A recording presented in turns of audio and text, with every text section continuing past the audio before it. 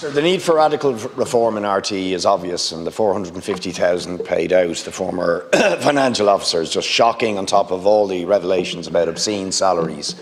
But we need to get to the root of why did this stuff happen. And part of the reason was because RTE moved away from a public service remit and became too embroiled in advertising, commercial considerations, and then all the executives think, oh, we have to be paid the same as the people who work in the corporate sector, and abandoning their public service remit. So what we need to resolve the matter, as well as that reform at the top, is direct exchequer funding, where it isn't reliant on commercial sponsorship. How do we pay for that? We have been arguing for months, put a tax on the profits of the social media companies.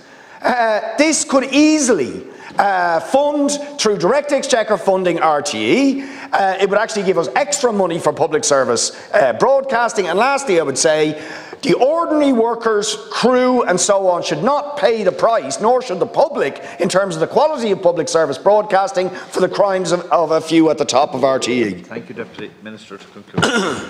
A number of issues there. I would say that the government is clear in its commitment to the reform of the TV licence. I have said in recent weeks that I'm certainly not fearful of making that decision ahead of the local and European elections. What's of paramount importance is that the decision is made.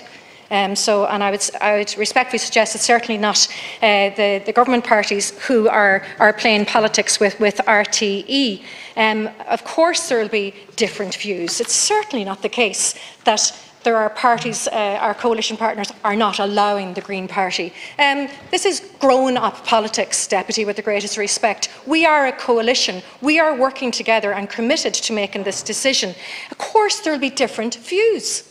And that's what we are teasing out at the minute. That is to be expected of an issue. With the greatest respect, I didn't talk over you.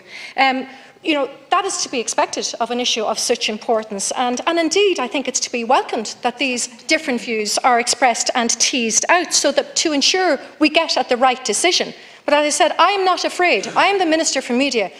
I will take this decision. I will make a recommendation to the government, and there is no fear of local and European elections as far as I'm concerned. What I'm concerned about is the future of public service media being put on a sure footing.